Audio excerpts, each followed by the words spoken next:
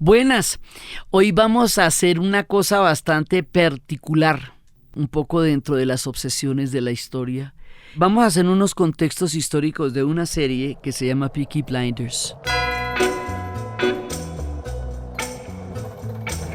Esa serie salió al aire en el 2014 y ahora está en el 2022, está ya la sexta temporada.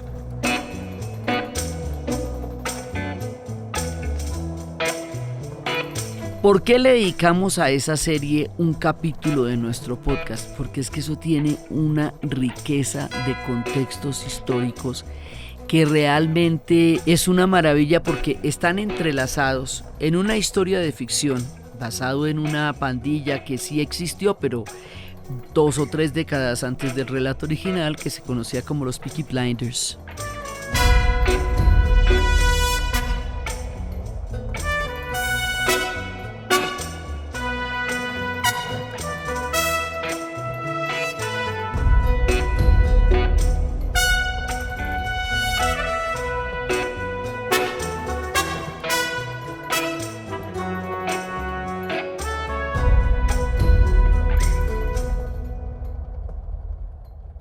Resulta que esta serie ocurre entre 1919 y 1930, lo que se conoce como el periodo entre guerras, lo que se conoce con ese nombre porque es los 20 años que van a ocurrir entre la Primera y la Segunda Guerra Mundial, cuando la Primera Guerra Mundial se conocía como la Gran Guerra, cuando a nadie se le ocurría que fuera a haber otra.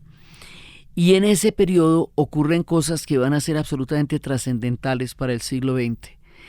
Y esas cosas que van a ser trascendentales para el siglo XX están entretejidas con toda la historia de esta pandilla de los Peaky Blinders. Ellos son gitanos. Y eso se va desarrollando a lo largo de la serie, sus ritos gitanos, su reivindicación de identidad gitana, su manera de relacionarse con ese mundo, con esas costumbres, con esa libertad interior que tienen los gitanos. Pero ellos están en Birmingham, y Birmingham es una ciudad industrial en el momento en que el desarrollo de la industrialización inglesa todavía era muy importante, en el momento en que Inglaterra todavía era el enorme imperio británico, todavía 1 de cada 5 ciudadanos del planeta Tierra eran súbditos de la reina Victoria. Entonces es todavía un tiempo de poderío y un tiempo donde todavía les alcanza la pila para ser imperio.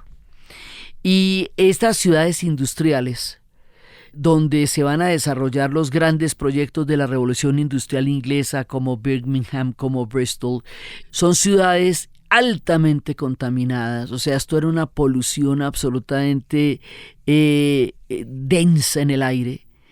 Y en esta escena donde ellos están en ese punto de Birmingham, se ve toda la mugre del mundo industrial, toda la contaminación. El Imperio Británico, a pesar de ser tan opulento, no podía garantizarle unos altos niveles de vida a la mayoría de su población. Había pobreza extrema en Inglaterra. Y eso es una cosa que a uno le cuesta trabajo entender, porque en las películas y toda la propaganda colonial que hacen de los imperios nos muestran siempre sus esplendores y nos muestran siempre sus grandes glamures, sus danzas, sus bailes, pero la mayoría de la gente la pasaba mal. Y precisamente es por eso, y es en esos imperios donde se van a dar los movimientos obreros más duros, y por esas razones. Entonces esta gente nace en unas condiciones históricas bien desventajosas. Y el hampa y el crimen es la única manera en la que ellos pueden encontrar una salida en ese momento a un mundo donde no tienen ninguna oportunidad. Entre la pobreza, siendo gitanos, en un mundo industrial, ellos prácticamente no existían de ninguna manera. Entonces esta gente se va a montar en una historia, de hampa. Y en esa historia de hampa se van a encontrar con una serie de personajes a lo largo de las diferentes temporadas. Cada uno de esos personajes es una historia grande e importante del periodo de entreguerras y está totalmente bien entrelazada. Lo primero que nos pasa es que la mayoría de estos personajes, incluido el gran y tremendo Tom Shelby, que es Cillian Murphy, haciendo un papel que probablemente sea el papel de su vida, pues es un personaje fuera de serie en su arrojo, en su manera de situarse frente a todas las condiciones en las que va a tener que enfrentarse y en la lucha por su familia, porque la familia es fundamental acá, la familia Shelby en eso tiene muchas cosas del Padrino, muchas, el claroscuro, el valor de la familia, las reuniones, las ritualidades, la influencia de Coppola es grande acá. Y resulta que Tom Shelby y la mayoría de todos los personajes que integran la familia Shelby, Arthur y todos los demás, estuvieron en un lugar que va a determinar su vida de ahí en adelante. Estuvieron en la Primera Guerra Mundial y estuvieron en la batalla de Somme. La batalla de Somme hubo dos grandes carnicerías dentro de la enorme carnicería que fue la Primera Guerra Mundial. La Primera Guerra Mundial es una guerra sin sentido. Es una guerra de imperios, es una guerra de egos, es una guerra industrial donde se estrena una nueva manera de matarse a un nivel y a una escala que el mundo no había visto nunca antes. Porque estas ya son guerras industriales. Entonces, entre los nidos de ametralladoras, las trincheras, las alambradas, podía darse un volumen de fuego absolutamente arrollador sin que eso significara un centímetro de importancia en el plano general de la guerra. Por eso por eso es que una novela de Sin Novedad en el Frente mostrará toda la cantidad de horrores que pueden pasar sin que haya pasado nada raro ni distinto en una batalla. Entonces, dentro del gran escenario de la carnicería que es la Primera Guerra Mundial, un conflicto donde murieron 10 millones de personas, quedaron 15 millones de mutilados. Les explico qué significa 10 millones de personas del comienzo del siglo XX. Significa que cada familia de Europa tiene una tumba, porque todo el mundo perdió a alguien. Y después va a tener dos, porque en la Segunda Guerra Mundial van a morir los otros, no los que lograron crecer y salvarse de esta. Entonces resulta que dentro de la enorme carnicería de la Primera Guerra Mundial, dentro del sinsentido, dentro del esquema de la guerra de trincheras que hacía que cada bando estuviera metido en una zanja, esa zanja podía tener de entre 2 y 3 metros, esas zanjas se llenaban de barro, se llenaban de ratas y más adelante se van a llenar de gases venenosos, lo que va a hacer la cosa imposible porque va a ser gases químicos, gas mostaza. Y esa idea gallarda de la guerra en que se enfrentaban estos hombres de charreteras a caballo, con sables prusianos y todo eso, queda totalmente sepultada en las trincheras entre el barro y las ratas de la Primera Guerra Mundial. Esto va a ser una herida psíquica gigantesca. Vamos a conocer lo que se llamará estrés postraumático, es decir, el trauma que le queda a una persona que ha estado en una trinchera durante años y que ha experimentado un nivel de miedo, un nivel de terror y un nivel de impotencia y un nivel de absurdo como el que fue la Primera Guerra Mundial. Dentro de todo este escenario tan dantesco va a haber dos batallas. Una en la que se enfrentaron los alemanes y los franceses, que se llamó la batalla de Verdún, con casi 1 millón de muertos, y otra en la que se enfrentaron los ingleses y los alemanes, que se conoce como la batalla de Somme. En la batalla de Somme hubo alrededor de 1.200.000 muertos en 9 meses de batalla. Esto no tiene ningún sentido porque lo que les digo, el número de muertos no determinaba el curso de la guerra ni hacía que ganara nadie. Inclusive la Primera Guerra Mundial se empantana y en un momento dado cuando Estados Unidos va a entrar más adelante es para ver si logra un amnisticio a una batalla de una guerra de sangre donde ingleses, franceses y alemanes y belgas estaban hundidos en las trincheras sin que eso avanzara en ningún sentido para ningún lado, porque las guerras son absurdas, pero hay veces se estancan. Entonces, son absurdas, pero hay veces se ponen peor, porque se estancan y no van ni para adelante ni para atrás, y ahí lo que pasa es que muere más gente. Entonces, esta batalla de Somme es un punto de quiebre en lo que va a ser el dantesco espectáculo de la guerra y la muerte en el siglo XX. Nada así se recuerda en la historia anterior, y los que estuvieron allá llegaron muy mal de la cabeza. Well, it seems 1,000,000 miles from Belfast City, from home and fire and children growing tall. At this time when fears and doubts beset me, dread night before the battle of the Somme,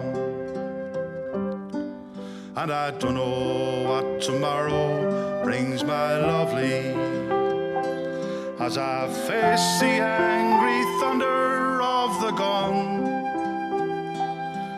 when wailing banshee shells explode above me, tomorrow at the Battle of the Somme.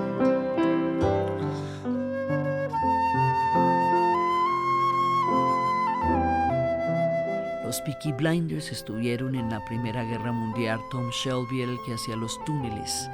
Así que vamos a tener a lo largo de la serie de pesadillas terribles visiones y alucinaciones que lo persiguen a él.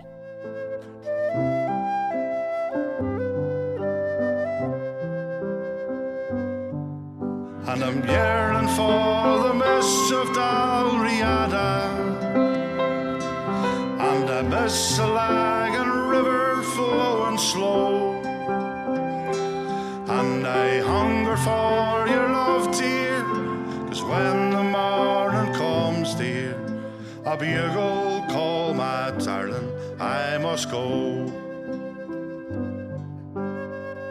Otro personaje, su hermano Arthur, directamente se le vuela la cabeza ya. Entonces va a quedar con una serie de heridas psíquicas que lo hacen un personaje impredecible para sí mismo y para el resto, porque de pronto es capaz de entrar en unos episodios de violencia que él mismo no controla, porque tiene toda la guerra metida entre la cabeza. Hay otro personaje, Danny, al comienzo de la temporada, que ese sí directamente se enloqueció. Entonces, hay una especie de funcionalidad, es decir, pues ellos regresan, ¿no? Regresan a Inglaterra, regresan a sus vidas, salen otra vez a la calle, pero estos son hombres profundamente rotos. Ya es gente que está vencida por dentro en lo que significa ser humanos. O sea, toda la serie, cada uno de los capítulos está recorrido por la batalla de Somme. En todos los momentos nos van a hablar de eso. Inclusive va a haber una escena en donde uno de los personajes fantásticos, que es Aida Shelby, se para en la mitad de dos pandillas que se van a enfrentar a muerte. Se para con su bebé y les dice: bueno, ustedes todos estuvieron en Francia, ya saben lo que sigue, saben que se matan, y lo único que van a sacar con matarse es dejar a un montón de mujeres viudas y dejar a un montón de muchachitos huérfanos. Entonces, si ustedes se van a disparar, pues dispárense, pero yo no me voy a quitar de aquí, ni tampoco mi bebé. Y entonces ellos se quedan pensando y dicen: no, pues tiene razón, arreglemos este asunto entre usted y yo, que finalmente era un asunto entre dos y no había que llevarse a 40 personas de cada pandilla. Entonces, la película, digamos, la idea del horror de la guerra está presente todo el tiempo y explica muchísimas de las actitudes y de los procedimientos que muchos de ellos tienen. Es el hecho de estar en Somme. Hay inclusive un capítulo donde dicen: bueno, ¿quiénes de acá estuvieron en Somme? ¿Quiénes de acá estuvieron en Verdún? Y todo el mundo, casi todo el mundo peleó, porque además en ese momento los reclutaban masivamente, y como la guerra todavía se creía que era gallarda, entonces muchos de ellos, grupos enteros de amigos del curso, del barrio, todos se iban a a reclutar y bueno, pues de ahí murieron muchos, incluyendo todo el círculo de amigos de Tolkien, con quienes había creado un círculo de fantasía y en cuyo honor y deuda él escribiría El Señor de los Anillos, como un compromiso por aquellos que murieron y no pudieron escribir en las trincheras de la Primera Guerra Mundial. Entonces Somme es la batalla donde los británicos van a perder la mayor cantidad de bajas hasta la fecha, es decir, hasta hoy día. Nunca han tenido una batalla y ellos se han metido en todas las guerras, hay que ver que les gustan, se han metido en todas, sí, pero donde realmente les dieron por la cabeza o se dieron por la cabeza, pues esas batallas no las ganó nadie, porque eso era ni siquiera las ganaban. Los alemanes también murieron como moscas allá. Es la batalla de Somme. Entonces nosotros tenemos un contexto transversal de la serie que es la batalla de Somme. De ahí vienen todos estos veteranos, Tom Shelby, Arthur y todos ellos.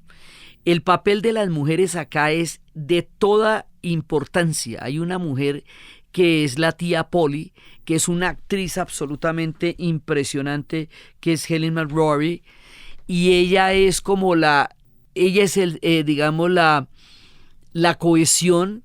Ella es la que sabe cómo manejar el sentido común, ella es la que los para cuando les dan esos ataques de agresividad, ella es la que llama a la cordura y a la razón, pero es una mujer más que de armas tomar, es una guerrera absolutamente impresionante que todo el tiempo dice que ellos estuvieron al mando de la banda cuando todos estos estaban en Francia y finalmente es la autoridad, o sea, después de Tom Shelby, ella es la autoridad ahí.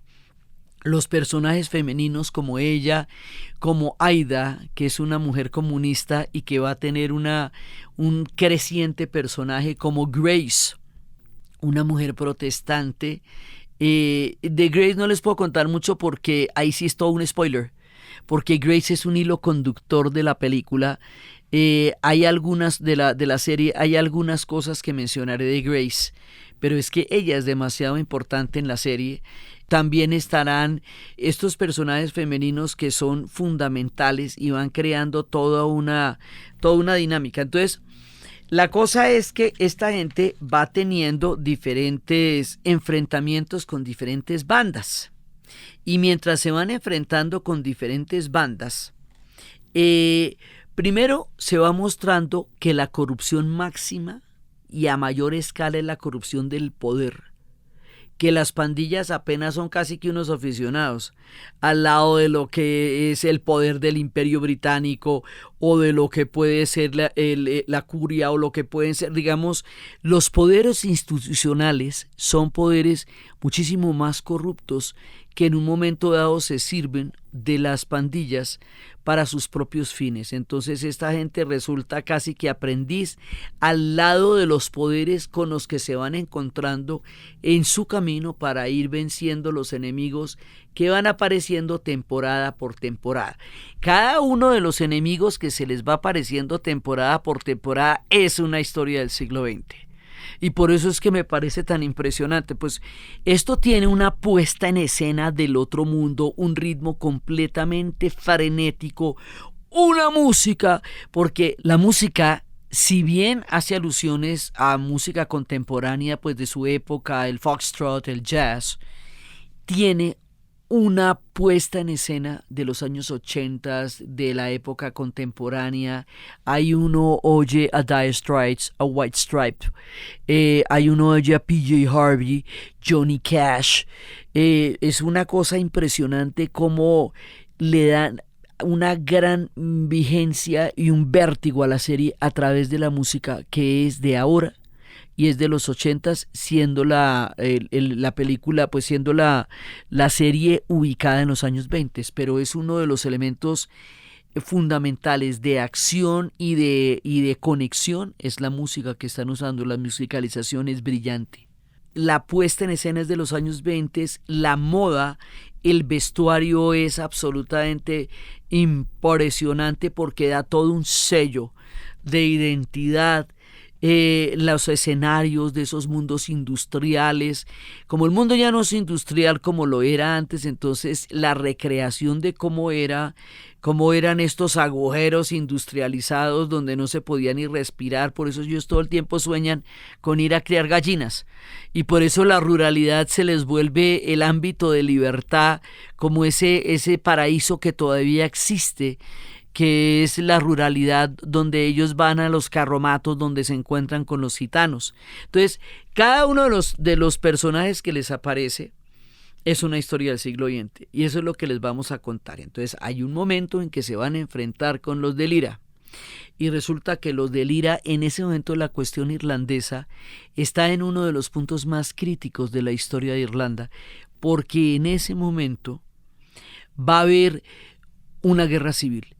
Irlanda, dominada por el Imperio Británico desde hacía 500 años, con una población protestante que se había impuesto por la fuerza, por la plantación de Ulster, es decir, llevar una gran cantidad de pueblos de gente protestante para romper la correlación católica de la isla. Esto por las guerras de la Reforma, porque la Inglaterra de Enrique VIII no quería ningún predominio español, y estos son católicos y aliados de los españoles, entonces eso les va a valer toda la fuerza del imperio inglés que se está formando en ese momento. Total, ellos pierden el control de la isla en la batalla de Boyne, quedan en minoría, digamos, quedan en desventaja, no en minoría sino en desventaja, y de ahí para adelante la historia de los irlandeses es un calvario muy grande, sobre todo la historia de los irlandeses católicos.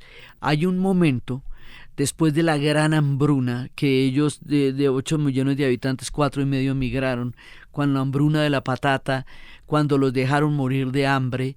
Entonces la historia de Irlanda la hemos contado en otras ocasiones, pero eso está lleno de heridas. Entonces hay un momento en que el enfrentamiento, ellos van a tener su propia guerra con los británicos, y esa guerra con los británicos ocurre mientras está ocurriendo la Primera Guerra Mundial. Entonces al final va a haber el siguiente acuerdo.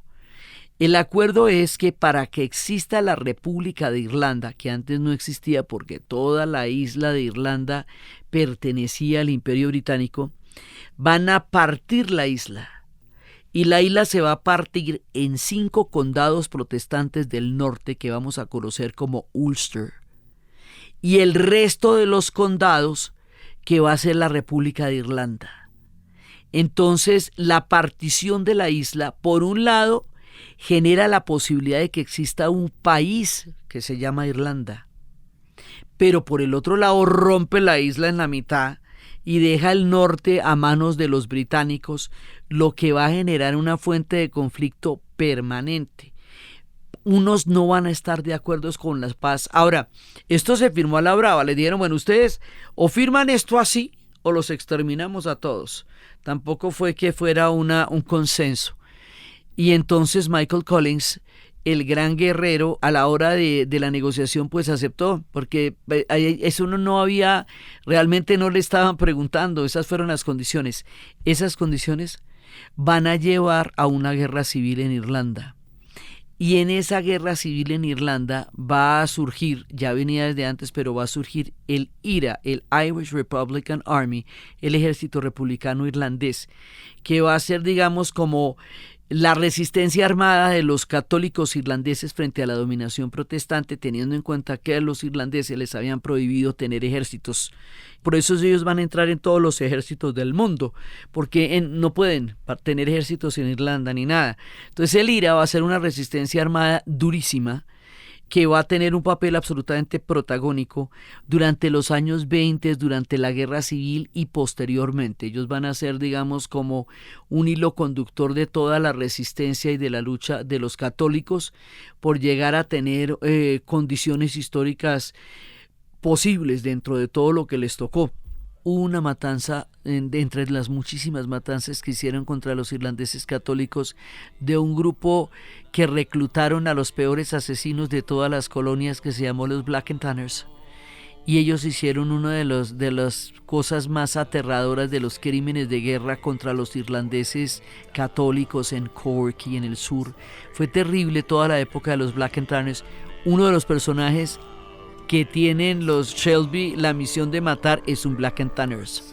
Come out, ya black and tans, come out and fight me like a man. Show your wife how you won medals down in Flanders. Tell her how the IRA made her run like hell away from the green and lovely lanes of Killashandra.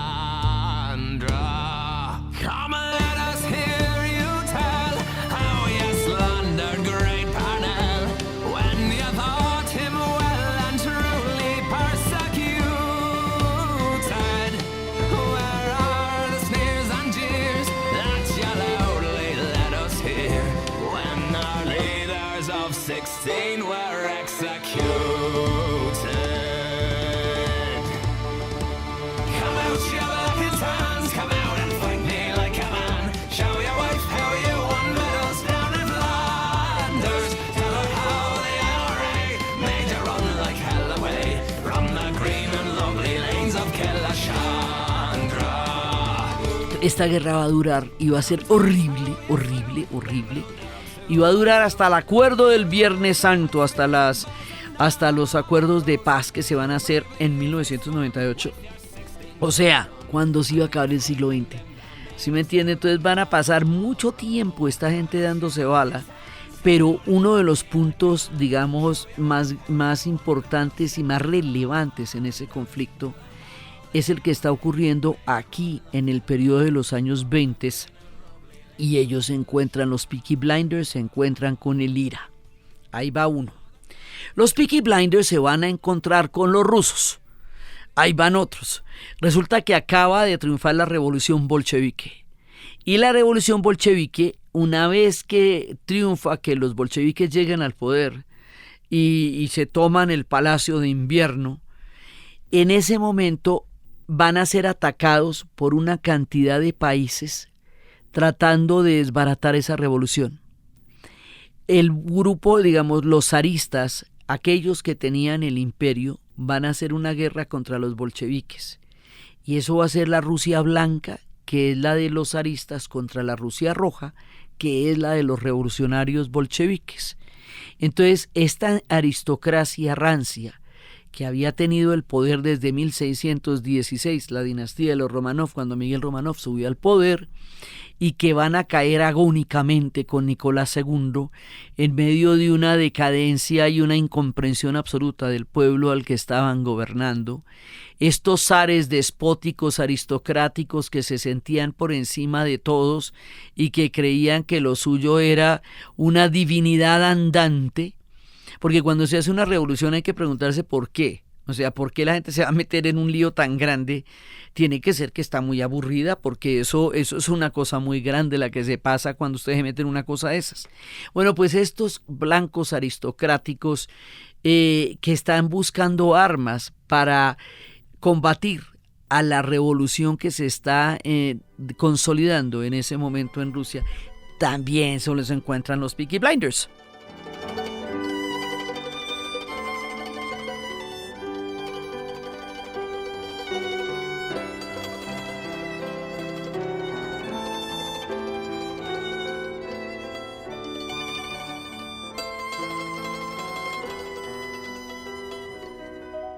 Entonces los Peaky Blinders se encuentran con estos rusos blancos y se encuentran que los rusos blancos finalmente son mucho más corruptos y más malucos que ellos de lo que uno se puede imaginar. Esa intervención de la Rusia blanca en la serie deja unas heridas enormes. Sí, eso deja secuelas así y un mal sabor. Y esos son los rusos blancos que están intentando desbaratar la revolución bolchevique. Bueno, eso por otro lado, ahí van saliendo. Estos son temporadas a medida que se van encontrando cada uno de estos.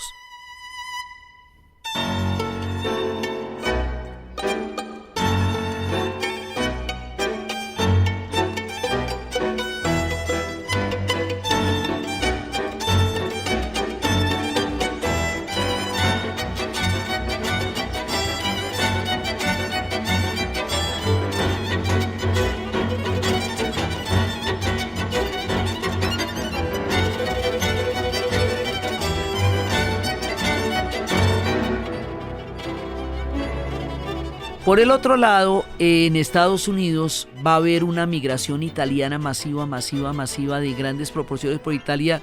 En la existencia, en la unificación de Italia, mucha gente va a salir, Italia va a pasar hambre, los primeros años del siglo XX en Italia van a ser durísimos y van a salir más de 1 millón de italianos. Y esos italianos además tenían un letrero que decía sin papeles, without papers, para poder resolver la situación migratoria de ellos diariamente, porque era una migración de grandes proporciones en el momento en que los Estados Unidos estaba abriendo a las grandes migraciones y recibía un momento que Estados Unidos abría las migraciones, empezando por ahí, y eso fue lo que lo constituyó como nación. Llegaron los irlandeses, llegaron los italianos, llegaron la gente procedente del Imperio Austrohúngaro, llegaron los suecos, llegaron los alemanes y construyeron a esa nación. Es una nación de migrantes. Y se hizo con toda la gente que venía huyendo de lo mismo que la gente huye hoy en día, de la guerra, sí, del hambre, y buscando lo mismo que la gente busca hoy día, oportunidades, solo que ellos sí las tenían y ahora no se les reconocen. Ahora se vuelven la cuestión, el problema de los emigrantes, y antes la migración era el orgullo de los Estados Unidos, eran valorados como grandes aportadores a la construcción de una nación porque eran europeos. Ya cuando vienen de Siria, o ya cuando vienen de Venezuela, o ya cuando vienen de África, no son tan glamurosos porque no vienen de Europa. El tema de los emigrantes es más de países que de migrantes, porque en esa época era fronteras abiertas para todo el mundo. Finales del siglo XIX y comienzos del siglo XX, más de 40 millones de europeos van a migrar a América, entre Estados Unidos y la Argentina. Entonces resulta que cuando se hace la prohibición del alcohol, los italianos se van a convertir en una mafia.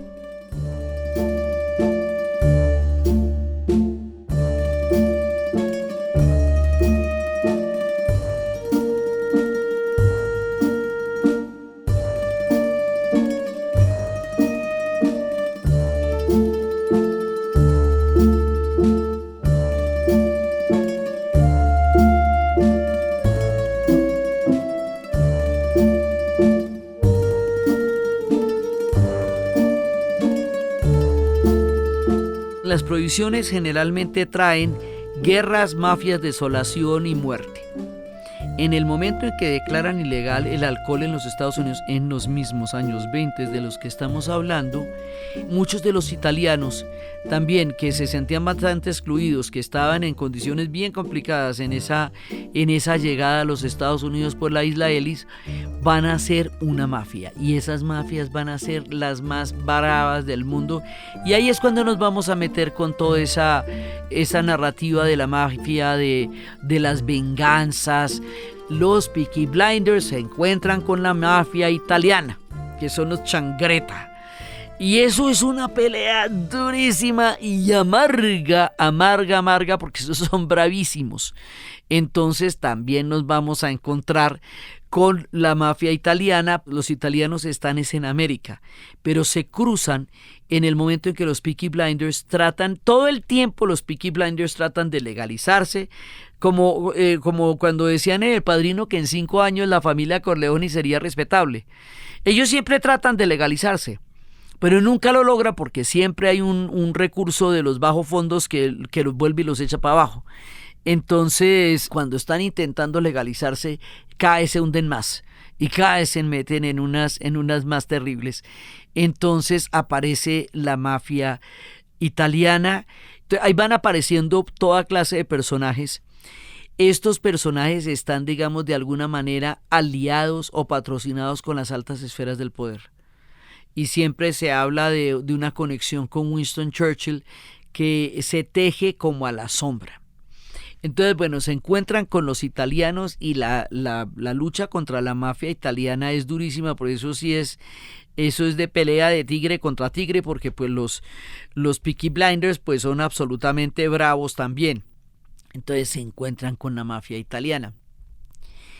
Y por último, ya digamos en el filo de la última temporada, que todavía no se sabe si van a sacar la 7ª o no, porque nuestra maravillosa actriz, nuestra maravillosa Polly, murió de cáncer durante el tiempo de la serie, y ella es un personaje de una fuerza y de un peso en la historia y en la narrativa Entonces, bueno, en la última parte van a empezar con el comercio del opio y se meten con los chinos, y resulta que el comercio del opio también es otra historia espantosa, porque los ingleses, en vista de que los chinos no necesitaban nada de ellos, inundaron a la China de opio, y después de que la volvieron nada y que los chinos declararon ilegal el opio, los ingleses les declararon las guerras del opio, y en las guerras del opio les quitaron, como era una pelea tan desigual de toche con guayaba, entonces les quitaron ahí los puertos, les hicieron entregar los puertos de Shanghái, los puertos de Hong Kong, digamos, los despedazaron, los contrabandearon, los derrotaron, los repartieron, y luego les quitaron los puertos. ¿Sí? Todo eso hay que verlo cuando China hace negocios con los occidentales. China, o sea, cada santo le dio una vela, porque ellos a China le hicieron todos los horrores del mundo en lo que se conoce como las guerras del opio, cuando el Imperio Británico estaba tratando de inundar el mercado chino de opio, que es una de las drogas más letales, porque eso genera unos niveles de adicción inmediatos y profundos, porque sustituye las endorfinas. Entonces, rápidamente, entonces después usted no las produce, y si no las produce y no las tiene, las endorfinas son la capacidad del cuerpo para adaptarse a los cambios, al frío, al calor, al hambre.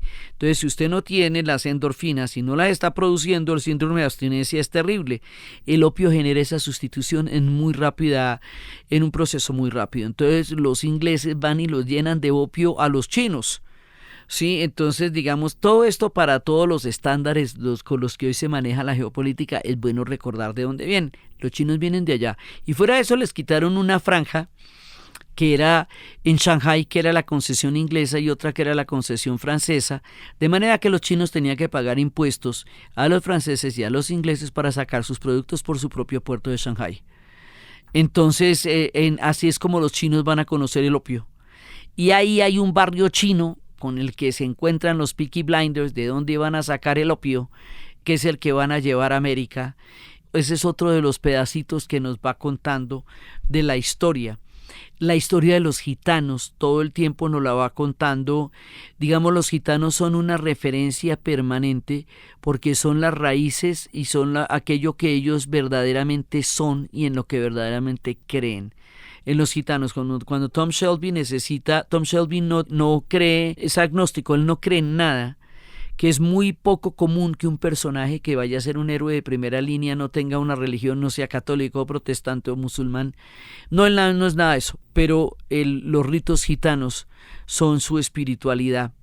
Y las costumbres gitanas, los carromatos gitanos, son siempre un refugio, un punto donde él siempre se encuentra cuando se pierde de sí mismo, que se va a perder de sí mismo muchísimas veces a lo largo de la historia. Y por último, el fascismo. Y resulta que en películas como Amsterdam o en esta parte de los Peaky Blinders nos muestran una realidad sobre el fascismo que es poco conocida. Como el fascismo fue derrotado en la Segunda Guerra Mundial por los aliados, es decir, Alemania e Italia, que fueron los países fascistas y que desarrollaron un proyecto bélico a gran escala, fueron derrotados en ese proyecto bélico por los aliados, que en ese momento eran los ingleses, los franceses, los Estados Unidos, la Unión Soviética. Entonces parece que todo el mundo hubiera sido antifascista desde el principio. Y parece que todo el mundo hubiera tenido claro que el fascismo era un proyecto bélico a gran escala. Eso no es así, y hubo una gran favorabilidad del fascismo de parte de los ingleses, que incluso llegó al Parlamento, y una gran favorabilidad de los fascistas también en Estados Unidos. La película de Amsterdam muestra un punto en donde estuvieron muy cerca de llegar al poder los fascistas, y la película de Peaky Blinders nos muestra un personaje funesto, el peor de todos. O sea, ese sí es que es más malo que todos los demás, porque los malos van subiendo, ¿no? O sea, los malos van haciendo cada vez más malos. Entonces, y entre más poderosos, más malos están ahí. Hay unos personajes, Tom Hardy se hace un papel de un personaje judío, que es un personaje de lo más emblemático en la serie. Es un personaje que va apareciendo recurrentemente y que al final termina siendo un compañero de ruta de Tom Shelby, de tanto que se enfrentan. Entonces, aquí, digamos, cada uno de los personajes que aparece en cada uno de los capítulos es una historia del siglo XX. Entonces, al final, este personaje fascista es un personaje que está dentro del Parlamento y es un personaje sumamente peligroso porque tiene un nivel de conciencia del proyecto que tiene en la cabeza, del proyecto de la raza superior. Está aliado con una mujer demoníaca, o sea, horrible, junto con él, y ellos están hablando de la nueva raza. Hay una cantidad de cosas que dicen ellos en las conversaciones que aparentemente no parecen tan importantes, pero lo son, porque ellos ya empiezan a hablar de la raza judía y van a empezar a hablar de exterminar la raza judía y empiezan a hablar de los gitanos. Los gitanos fueron tan exterminados en la Segunda Guerra Mundial como los judíos. Lo que pasa es que tienen muchas menos miniseries, tienen mucho menos acceso fílmico y narrativo, por eso es importante que ellos sean gitanos en la serie Los Shelby, y ellos fueron exterminados tribu por tribu en los campos de concentración. Poco se habla de eso nos cuenta Kusturica en Gato Negro, Gato Blanco, pero poco se habló de eso. El genocidio gitano fue absolutamente devastador en la proporción del número de gitanos que había en ese momento en Europa, teniendo en cuenta que ellos son muy antiguos, que ellos se les ubica por primera vez en la India hace muchísimo tiempo, hace más de 1000 años, que luego van a llegar a Constantinopla, que los llamarán de acuerdo con donde los vean. Cuando los ven en Egipto los llaman gypsies, cuando los ven en Hungría los llaman cíngaros, cuando los ven en Flandes los llamarán flamencos. Hay momentos de intimidad en que esta gente se habla en romaní, o sea, en la lengua rom, en la lengua de los gitanos. Y estos fascistas hablan de los gitanos, inclusive en uno de esos capítulos la mujer esta aterradora dice que de golpe va a perder, a la hora de matar a toda la gente que van a matar, de golpe hasta perdonan a los gitanos. No los van a perdonar de ninguna manera.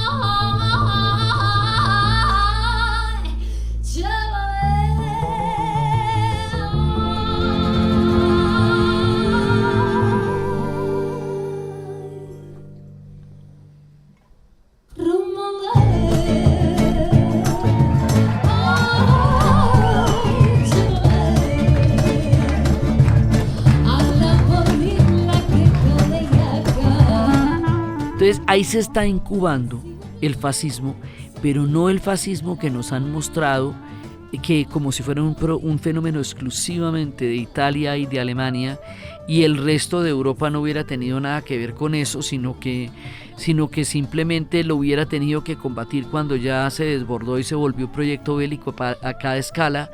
Aquí nos muestran que no, que eso sí tenía muchas simpatías, que había gente que creía en eso y que había ideas parecidas a lo de las razas superiores. Y este último personaje es un personaje realmente, de los muchísimos malos que hay en la serie, este es un malo muy muy aterrador. Entonces es un tipo que ya está metido en política. Tom Shelby llega hasta el Parlamento en medio de toda su trasegar por ese mundo de los años 20. Ya en ese momento estamos en 1930. Entonces han ocurrido estos 20 años en donde van pasando cosas que van a determinar el resto del siglo XX. El siglo XX, digamos, como en los primeros 10 minutos de película se va a determinar el resto, como cuando decíamos del Padrino, que en los primeros 10 minutos de película se va a plantear todo lo que se va a desarrollar. Cuando estábamos hablando de los 50 años del Padrino, bueno, en los primeros 20 años del siglo XX, ahí nos van a echar todo el cuento que después nos van a echar poco a poco. Entonces ahí se va a hacer la cuestión irlandesa, ahí se va a hacer todo el tema bolchevique, digamos, cada uno de los momentos que aparecen en Peaky Blinders van a ser puntos fundamentales del desarrollo de toda la historia del siglo XX. Entonces, a mí la serie me pareció absolutamente fascinante, porque la serie es fascinante, porque además es frenética, pero es esa correlación de la historia con la ficción, a través de los enemigos con los que se van enfrentando los Peaky Blinders, que me pareció tan absolutamente llamativa, porque si uno coge cada uno de los hilitos del relato y se va hasta dónde vienen estos personajes, termina teniendo una idea bastante clara de lo que fue el periodo de entreguerras y de todas las dinámicas, grupos, conflictos que se estaban dando en ese momento en Europa. Entonces los Peaky Blinders se nos vuelven también como un pretexto para caminar la historia del siglo XX dentro de una narrativa muy bien hecha, porque los capítulos son muy bien hechos, los personajes van creciendo y van creciendo cada vez más y se van desarrollando a unos niveles que no se ven venir cuando aparecen. A veces aparece un personaje que luego va a ser muy importante. Grace no va a ser católica sino protestante, y eso tiene otras connotaciones, el hecho de que ella sea protestante, irlandesa ella, y cada una de estas mujeres va a determinar un momento en la vida de Tom Shelby. Unas gitanas, otras inglesas, digamos, las mujeres que él va conociendo. Entonces, este entramado de una estética absolutamente fantástica, de una música maravillosa y frenética de acuerdo con la velocidad de la trama, de la manera como la trama se va haciendo cada vez más oscura. El personaje de Tom Shelby se vuelve cada vez más oscuro, sobre todo hacia el final de los últimos capítulos. Él llega a tener una gran vergüenza de sí mismo, porque aquí todos son antihéroes. O sea, no hay personajes nobles y buenos, y por todo el mundo aquí es truchísimo. Entonces, digamos, la ambigüedad, el claroscuro, la contradicción de los personajes por dentro, sus lealtades, sus amores, su capacidad de ser sinceros y al mismo tiempo brutales, todo ese contraste de la naturaleza humana se va volviendo caleidoscópico en la serie de los Peaky Blinders, porque cada uno de estos personajes tiene todo ese montón de cosas por dentro. Hay una mujer que está tratando de salvar a Arthur, y siendo sus intenciones tan puras y su idea de una redención hacia un hombre condenado por sus propios fantasmas, algo tan venido de lo más profundo de su fe, es una mujer terrible también, a su manera. Entonces, aquí se dan también los arraigos más grandes religiosos. Ella es una mujer muy religiosa. Polly es una mujer católica, muy creyente en medio de todo su mundo súper gitano. Entonces, literalmente nadie es blanco o negro. Todos los personajes que aparecen aquí son personajes llenos de contradicciones y de matices. Todos están llenos de matices, pero detrás de ellos está el siglo XX, como si se quisiera expresar a través de cada uno de estos personajes para contarnos cómo se planteó en sus primeros años. Detrás está la batalla de Somme, las luchas de Lira, el surgimiento de la mafia italiana, el fascismo, la revolución bolchevique, los movimientos obreros. Todo esto va ocurriendo en el momento en que empiezan los grandes inventos, porque ya está el teléfono, ya está el automóvil, digamos, el mundo está cambiando para convertirse en el mundo en el que nosotros viviríamos. Ya hay un teléfono, pero la serie es muy interesante porque si bien los Peaky Blinders existieron 2 o 3 décadas antes, el haberlos puesto en este momento durante los años 20 nos conecta con toda la invención del mundo industrial. El teléfono ahí va a tener un papel preponderante, lo mismo que el automóvil. Otro ingrediente que va a formar parte de este cóctel histórico que son los Peaky Blinders, son las sufragistas. Empiezan a aparecer las sufragistas es en los años 20, en donde las mujeres vamos a tener el voto por primera vez. Las mujeres en Inglaterra empezaron el movimiento sufragista mucho antes, pero fue a partir del sacrificio y de la entrega de las enfermeras al cuidado de los soldados que venían del frente, lo que hizo que después de la Primera Guerra Mundial, como un reconocimiento al mérito de las enfermeras, nos dieran el derecho al voto por primera vez en alguna parte del planeta, porque es que eso toca pueblo por pueblo y chuzo por chuzo, ¿no? Entonces ahí aparecen las sufragistas y van a tener también toda una implicación y van a tener una influencia muy poderosa sobre estas mujeres de Peaky Blinders, de suyo empoderadas, de suyo influyentes a muchos niveles, pero ellas también se van a ver encontrándose con las historias de las sufragistas que están en ese momento. Y también está el movimiento obrero. No lo desarrollan tanto como el movimiento obrero fue, porque el movimiento obrero en Inglaterra fue una cosa realmente importante, y los sindicatos y todo eso van a surgir en Estados Unidos y en Inglaterra. Pero también se toca tangencialmente el movimiento obrero. Ninguna de las maniobras aquí es clara, ni limpia, ni ética, ni chévere, porque todo está mezclado de matices y todo se hace dentro de un mundo en donde los intereses son rapaces.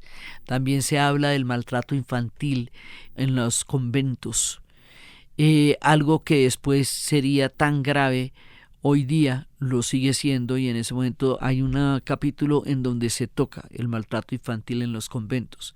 Entonces, si nosotros nos ponemos a mirar las referencias y los puntos de contacto de los Peaky Blinders, nos vamos a encontrar con una historia impresionante del mundo en los años 20 y de las consecuencias de la Primera Guerra Mundial en la vida cotidiana, que también eso en la película de Amsterdam lo tratan mucho, de cómo llegaron todos estos hombres a seguir reincorporándose en un mundo con el alma completamente rota. Entonces aquí no les estoy haciendo un spoiler propiamente, porque yo no estoy metiéndome con la trama, estoy metiéndome con la historia. Pero cada una de estas historias es una invitación a conocer la trascendencia de los años 20 en lo que sería el siglo XX a través de una serie con una puesta en escena tan absolutamente brillante y frenética como es la de los Peaky Blinders. Entonces, digamos que me tramó tanto que quise contarles por qué me parecía tan impresionante y por qué históricamente me parece que vale toda la pena mirarla, porque tiene todos los hilos para darnos un tapiz de lo que son los años 20 a través de la figura de Tom Shelby en los Peaky Blinders. Entonces, desde los gitanos, desde los carromatos, desde los agujeros industriales, desde ese mundo sórdido de Birmingham, desde la figura de Tom Shelby, desde el encuentro con cada uno de los protagonistas de la historia del siglo XX, con los procesos, con el IRA, con la revolución bolchevique, con la mafia italiana, con el fascismo, desde la fuerza de los personajes femeninos, desde mujeres como la tía Polly, y desde esta puesta en escena tan atrevida, frenética, musical, estética, histórica, en la narración de Ana Uribe. Y para ustedes, feliz día, cualquier día que ese sea.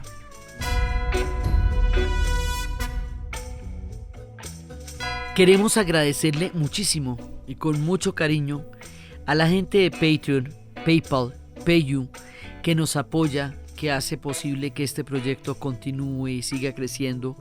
Y queremos contarles que si nos quieren seguir apoyando, lo hagan a través de la página dianauribe.fm. Muchas gracias siempre.